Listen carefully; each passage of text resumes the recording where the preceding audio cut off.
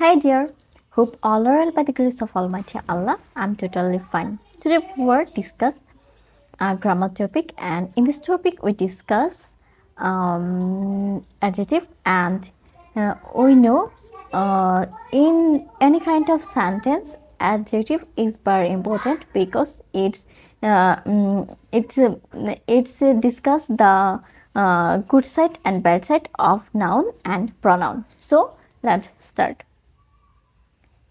Adjective থেকে দুয়ের মধ্যে তুলনা এবং দুয়ের অধিকের মধ্যে তুলনা করার জন্য আমরা সাধারণত অ্যাডজেক্টিভ এর যে ফর্ম ব্যবহার করে থাকি তাকে ডিগ্রি অফ কম্পারিশন যে ফর্ম ব্যবহার করা হয়ে থাকে তাকে সাধারণত ডিগ্রি অফ কম্পারিশন বলা হয়।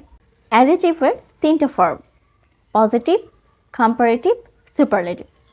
পজিটিভ ফর্ম যখন শুধুমাত্র সাধারণ অ্যাডজেক্টিভ বাক্যের মধ্যে ব্যবহৃত হয় ঠিক তখন সেটা হচ্ছে পজিটিভ ডিগ্রি। যখন দুইটি বস্তু বা দুজন ব্যক্তির মধ্যে তুলনা করার জন্য অ্যাডজেক্টিভের যে ফর্মটা ব্যবহার করা হয় সেটা সাধারণত অ্যাডজেক্টিভ অফ কম্পারেটিভ ডিগ্রি। অবশেষে দুয়ের অধিক ব্যক্তি বা বস্তুর মধ্যে তুলনা করার জন্য আমরা যে ফর্মটি ব্যবহার করি সেটা হচ্ছে সুপারলেটিভ ফর্ম।